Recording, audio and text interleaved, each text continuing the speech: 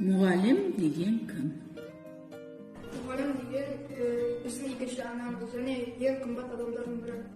Muğallim деген оқушыларға білім беретін адамдардың бірі. Muğallim degenimiz мектептің жүрегі.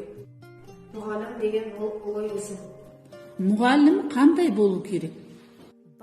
Muğallim деген ақылды шашыл болу керек. Muğallim мейірімді болу керек. Muğallim әдепті, парасатты болу қажет. Muğallim инабатты, ибалы болуы керек. Адам ұстазын ұмыта ма? Адам ұстазын ұмытуы мүмкін емес. Жоқ. Жоқ. Ұстаздарыңды не үшін жақсы көресің?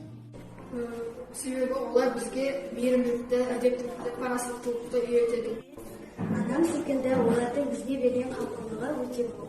Өйткені бізді ұстаздарымыз жақсылыққа баулиды, ешқашанда жамандыққа үйретпейді. Бізге сабақ беретін ұстаздарды мен адамгершілігімен, парасаттылығымен, әдептілігімен жақсы көремін. Ұстазың қандай мінездерімен сүйкімді?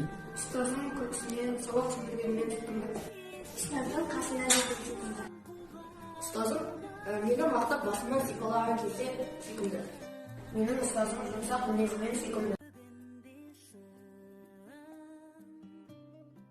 Құрметті ұстаздар, мерекелеріңіз құтты болсын. Ұстаз болу жүректің батырлығы, ұстаз болу сезімнің ақындығы, ұстаз болу мінездің күн шуағы. Құрметті ұстаздар, мерекелеріңіз құтты болсын. Білемін еш уақытта жеңілмесін.